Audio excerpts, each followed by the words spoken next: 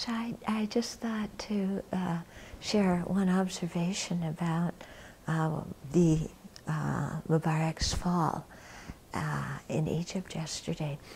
And it really struck me that this was all done non-violently, you know, from the side of the protesters. There were some days of violence when they were confronted by the riot police or by the thugs, but from the side of the protesters, you know, they didn't do any of this with the intention of violence. And I was really struck yesterday by the fact that although they were furious and enraged by Mubarak's not resigning on Thursday night, on Friday when they went to the TV and radio station and when they went to the presidential palace, where there were tanks and barbed wire all around, they respected those barriers. They didn't push through them, you know? And so from the side of the protesters, they didn't do anything that would make the army have to fire on them, okay? And from the side of the army, they didn't want to fire on their own people. So this whole thing was accomplished fairly non-violently, except for about 300 people, which is 300 too many, who died on the days of violence, which was due to the administration.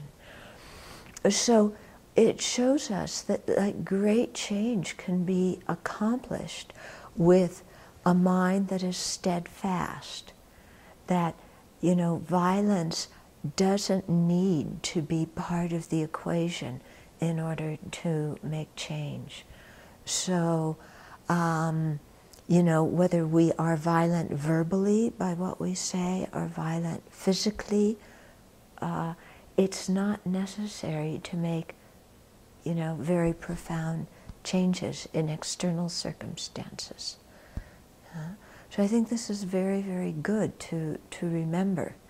You know, our country seems to believe that you need to have a gun on you at all times to protect you, even though the statistics show that if you have a gun in your home, you are much more likely to be shot than if you don't.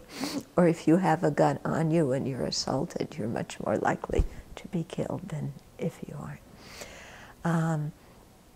And it also reminds us internally of the force of a strong determination, you know, because these young people were completely determined and they just went ahead and did it despite the difficulties.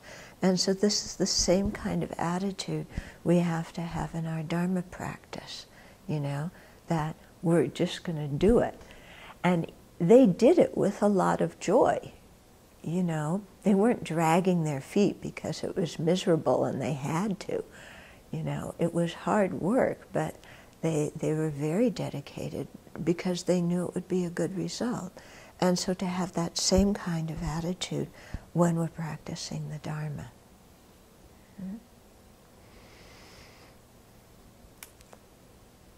Okay.